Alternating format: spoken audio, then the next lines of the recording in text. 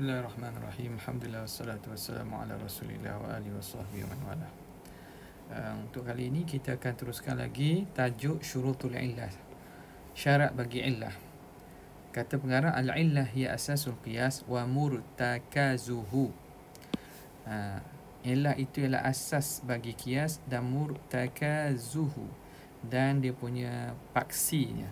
Wa ruknuhu al-azim, dan rukun yang paling besar.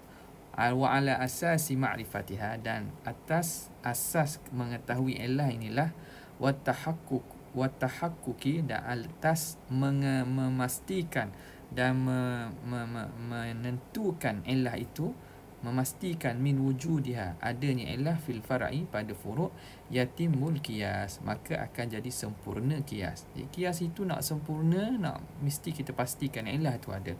Wa tadhharu thamaratuhu, dan akan nyatalah hasil qiyas itu.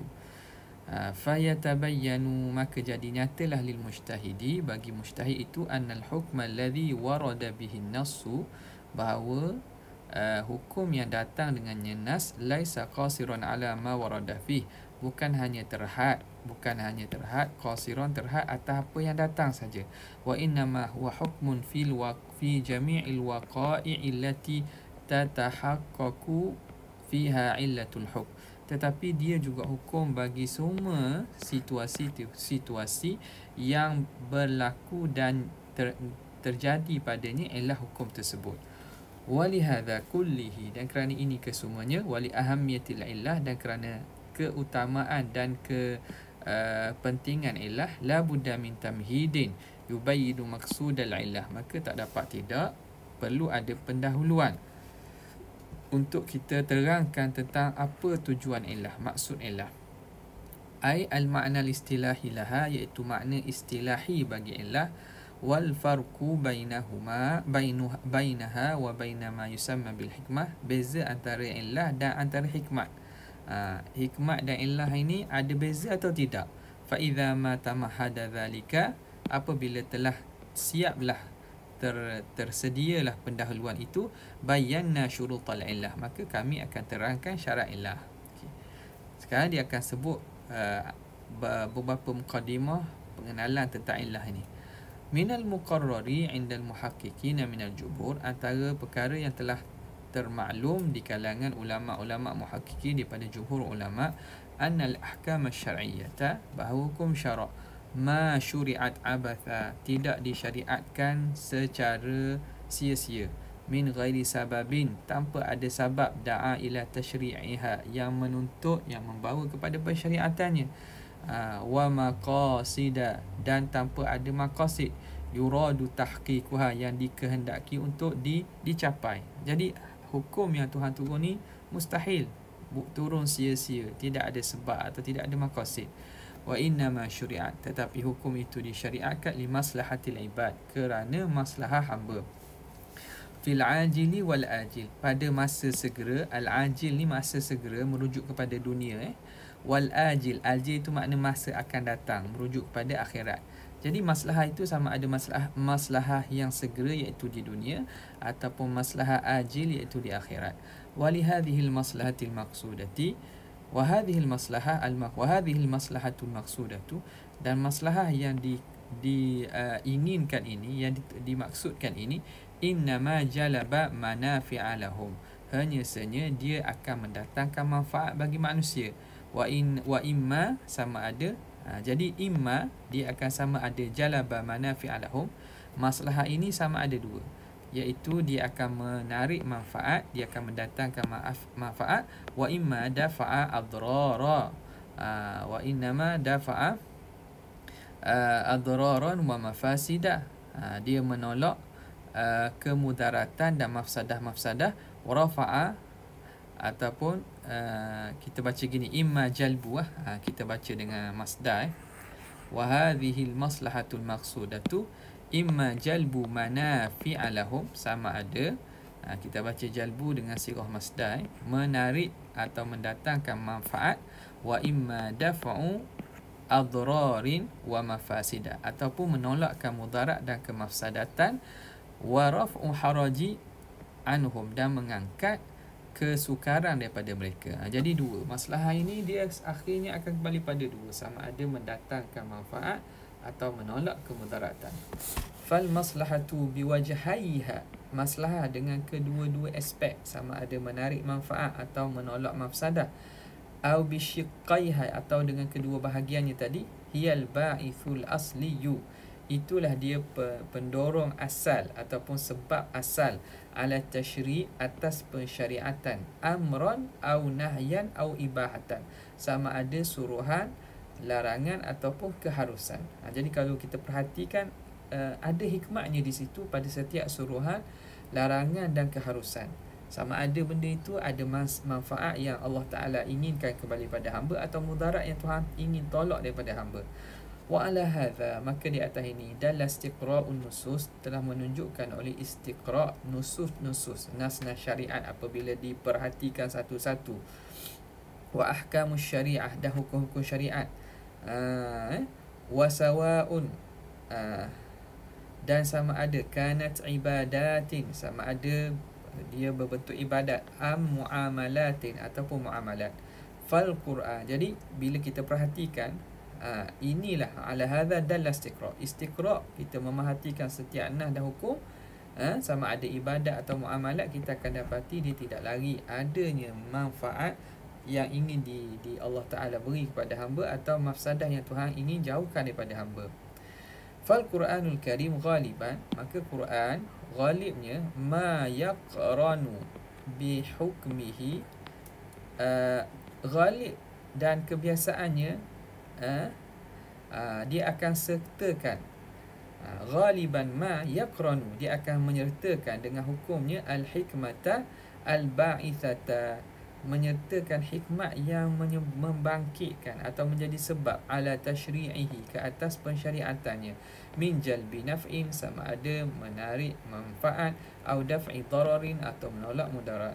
Famin zalika, antara contoh itu ialah firman Allah Ta'ala, walakum fil qisasi hayatun ya ulil albab, bagi kamu pada pensyariatan qisas itu ada kehidupan, wahai orang yang berfikir.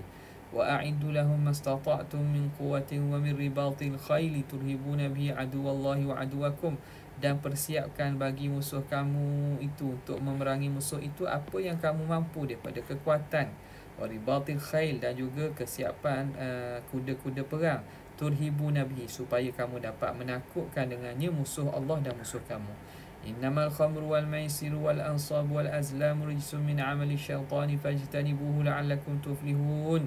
Sesungguhnya arak, judi, menenung nasib, dan juga berhala dan menenung nasib itu ialah kotoran daripada amalan syaitan, najis amalan syaitan, maka jauhilah, moga-moga kamu berjaya.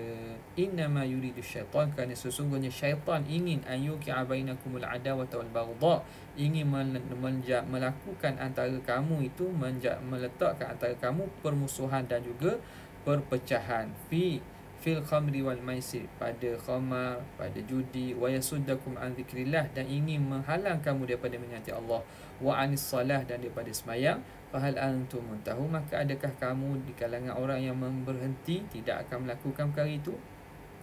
Falamma qada Zaidun minha wataran zawwajnakaha likay la yakuna 'alal mu'minina harajun fi azwaji ad'iyaihim idza qada minhunna watara wa kana amrullahi maf'ula. Apabila selesailah Zaid daripada Zainab itu, Zainab binti Jahshin, selesai iddahnya, kami nikahkan dia kepada engkau, supaya tidak adalah kesukaran di atas orang mukmin pada nak menikahkan dengan isteri kepada anak angkatnya, apabila mereka selesai daripada isteri itu, selesai iddah dan telah ditolak dan selesai iddah. Wa kana amrullahi maf'ula, dan adalah urusan Allah Ta'ala itu akan berlaku dan tidak ada yang menghalangnya. Okey, jadi sini kita dapati beberapa nas-nas yang Allah Ta'ala sertakan hikmat dan sebab pensyariatan tersebut. Fal ayatul ula, ayat yang pertama, afadat annal gharadha min tashri'il qisas, bahawa tujuan daripada pensyariatan kisah ialah hifzul hayah, menjaga kehidupan, menjaga nyawa. Yang kedua, wal ayatul thaniyah, bayanat, menerangkan annal maqsuda min i'dadil quwwah, maksud tujuan daripada mempersiapkan kekuatan ialah irhabul adu, menakutkan musuh, liman'ihi minal udwan, untuk menghalang mereka daripada mereka ni menyerang kita. Yang ketiga, al-ayatu tsalitsah, ayat ketiga, afadat annal gharadha min tahrimil khamri wal maisir, matlamat daripada pengharaman arak dan juga judi, huwa man'u ma yatarattabu, menghalang apa yang terhasil alaihima, di atas keduanya, apa yang disebabkan arak dan judi, min mafasidah, daripada keburukan-keburukan, minha antaranya al-adawah, permusuhan, wal baghdha, kan, rasa marah, rasa pertelingkahan, ila akhirih. Wal ayatul rabi'ah, ayat yang keempat, afadat annal maqsuda biha, memberi maksud bahawa raf'ul haraj, mengangkat kesukaran, mi'anil muslimi, daripada orang Islam, fi zawaji nisa'i ad'iyaihim, pada nak menikah dengan isteri, bekas isteri, ad'iyaihim, anak angkat, anak angkat, abna'i bitabani, iaitu anak yang dapat dengan cara anak angkat, bukan anak dia betul lah, anak angkat. Wa mithlu hadhihi al-ayati, dan seumpama ayat ini, ma ja'a fil hajj, datang dalam masalah haji, liyashhadu manafi'a lahum, supaya mereka yang melakukan haji dapat melihat manafi'a lahum, manfaat bagi mereka, apa yang Allah Ta'ala sediakan bagi mereka. Wa ma ja'a fi fardhis salah, dan apa yang datang dalam kefarduan sembahyang, inna salata tanha 'anil fahsya'i wal munkar, sembahyang itu mencegah daripada perbuatan keji dan munkar.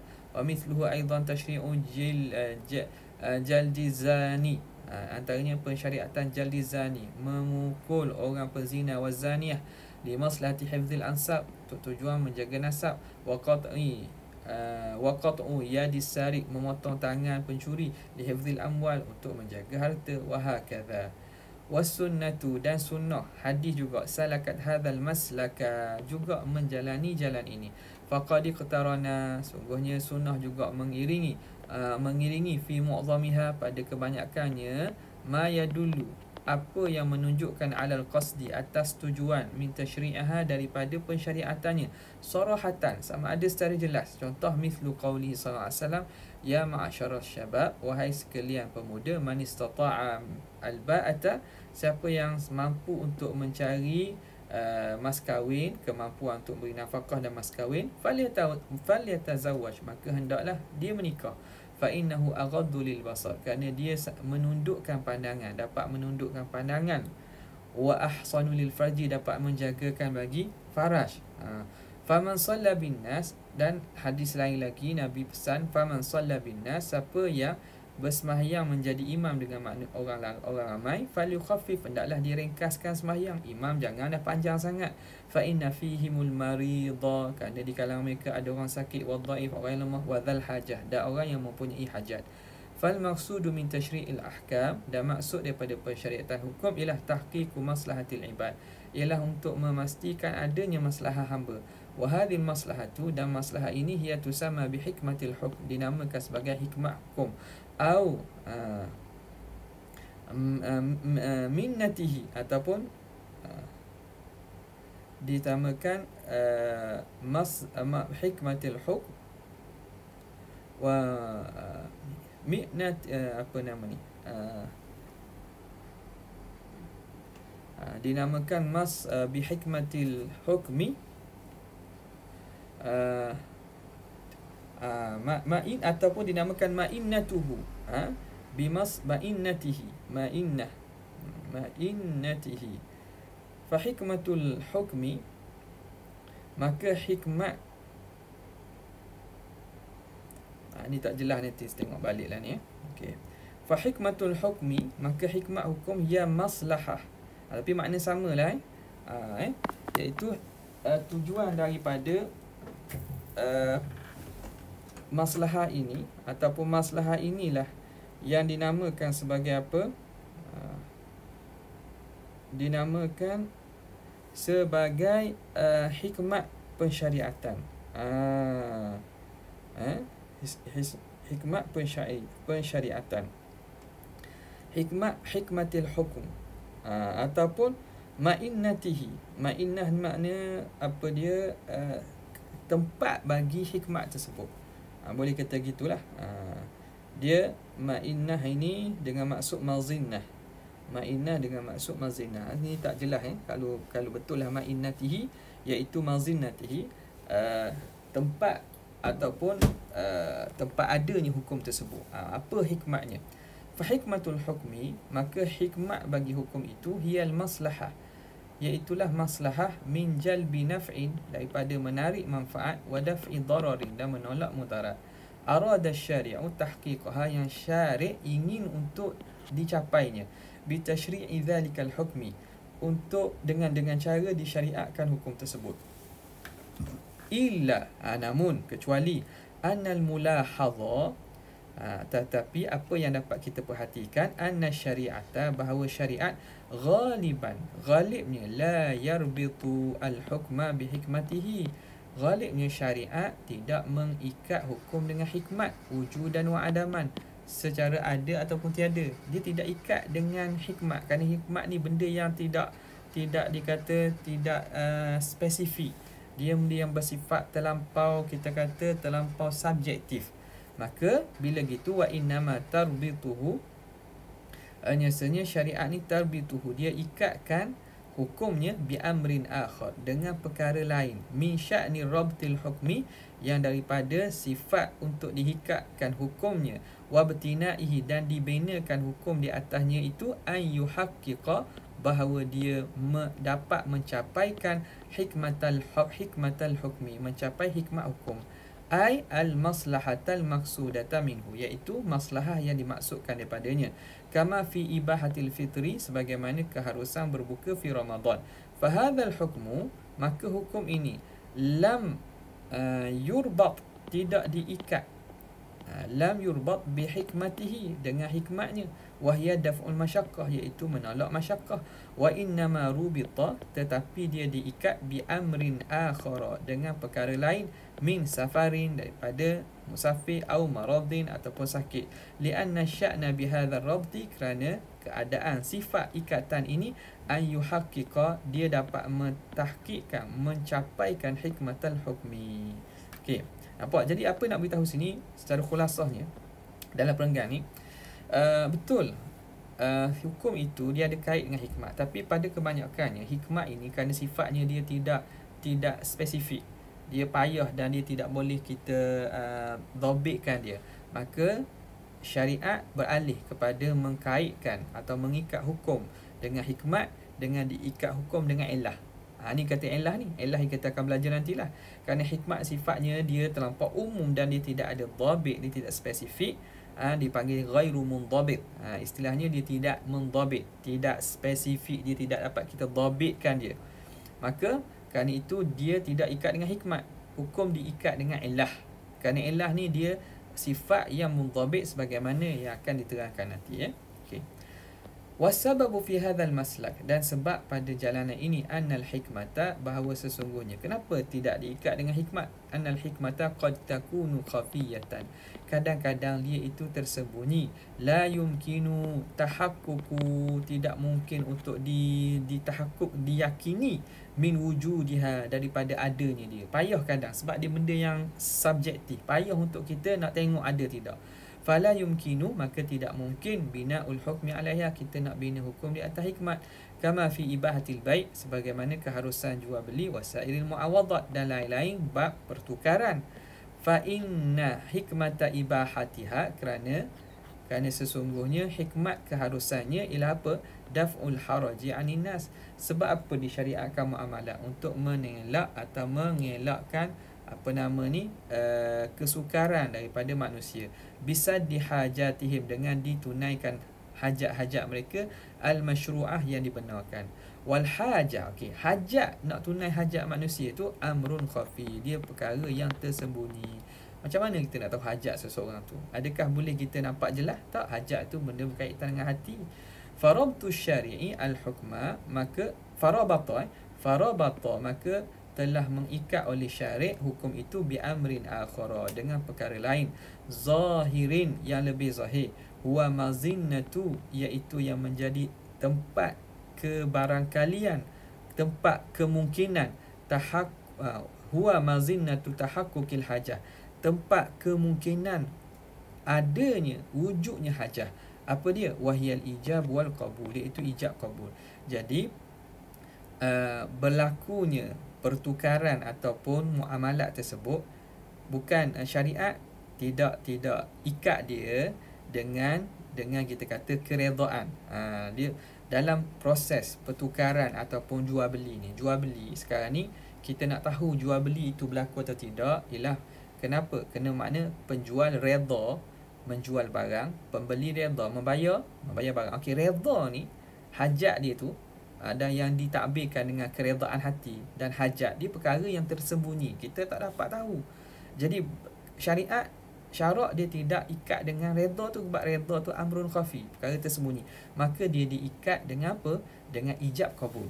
Maka menentukan sah atau tidak jual beli kena ada perkara yang zahir. Kerana ijab qabul ni perkara zahir yang ada dan mudah dah untuk kita kenal pasti. Baik. Waqad jelas waqad takunul hikmatu amran ghaira mundabit. Kadang-kadang hikmat itu sesuatu yang tidak boleh kita dhabitkan, tak boleh kita tentukan, spesifikkan. Yakhtalifu, iaitu dia berbeza bi ikhtilafin nas, dengan berlainan manusia, wa taqdirihim, dan kadar mereka.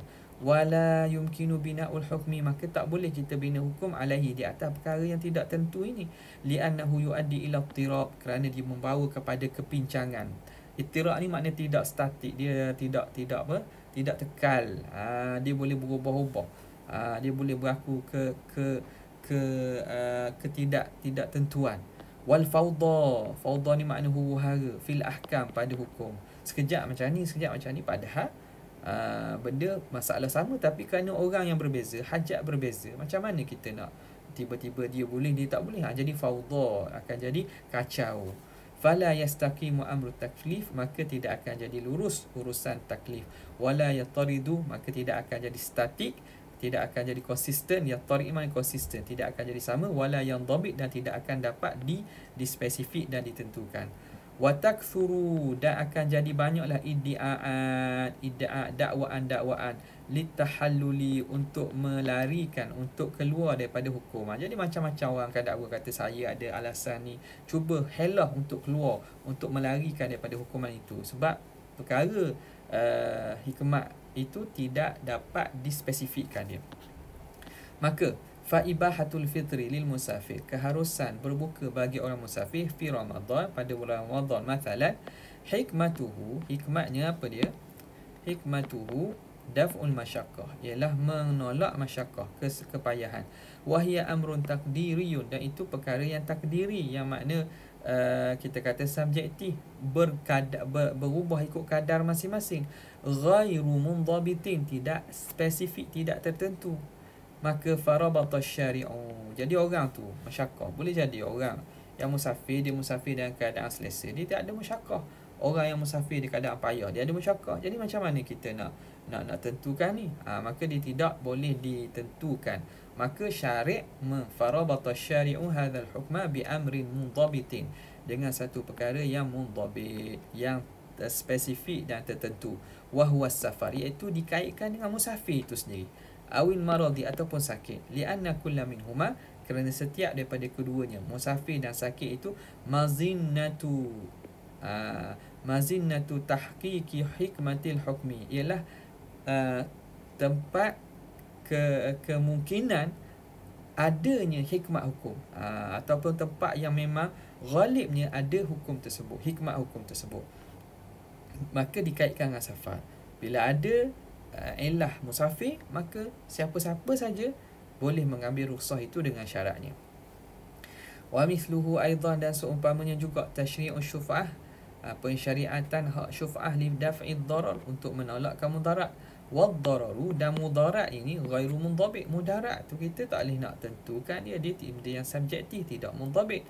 Farabata, maka mengikat farubita, maka diikat hukum. Farubita al-hukmu, maka diikat hukum tu bisyarikah, dengan ilah syarikat, ada perkongsian. Awil jiwa, ataupun berjiran, orang yang berjiran, sebagaimana kita terang pada video sebelum ni lah. Lianna syarika, kerana syari itu rakan kongsi. Awil ja, ataupun jiran itu qad yanaluhu dararu, kadang-kadang dia akan mendapat mudarat minal mushtari, daripada pembeli baru. Padahal dia punya tanah sebelah dia dijual pada orang lain, boleh jadi dia tak sesuai dengan orang tu, maka dia akan mendapat mudarat daripada orang baru yang masuk ataupun berkongsi tu. Maka farubital hukmu, maka diikat hukum bihadzainil amrain, dengan kedua-dua perkara ini.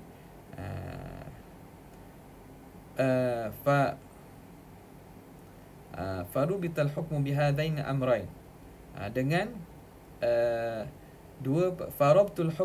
farabtul hukmi bihadzainil amraini. Gitu boleh kita baca dengan mubtada khabar lah.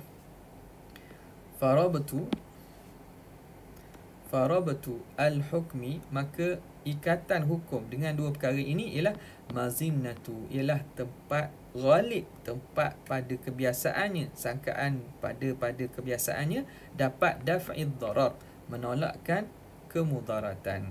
Wa huwal maqsudus syari', yang itulah yang menjadi maksud syari'.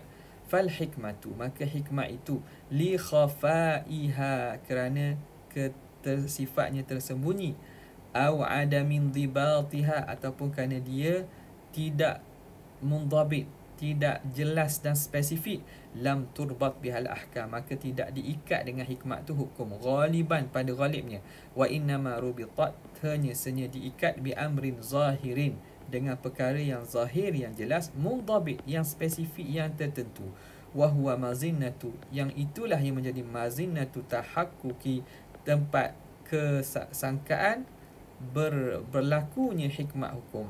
Wa hadzal amru zahirun mundhabitu, dan perkara zahir yang mundhabit ini, huwa alladhi yusammihul usuliyun, itulah yang dinamakan oleh ulama usul illatal hukmi, dinamakan sebagai illah hukum, au manatal hukm, au mazinnatahu, atau mazinnah hukum. Nampak jadi dari situ ni muqaddimah bahawa nak beritahu apa kepentingan mengetahui illah. Tak cukupkah dengan hikmat? Kerana hikmat ni sifatnya tersembunyi, dia tidak spesifik, dia bersifat yang tidak jelas, maka dia diikat hukum bukan dengan hikmat, maka diikat dengan illah. Illah ni dipanggil juga manatul hukmi, dipanggil juga dengan mazinatul hukmi. Jadi untuk itu harapnya kita akan dapat masuk lepas ini tentang perbincangan tentang syarat illah. Wallahu ta'ala alam.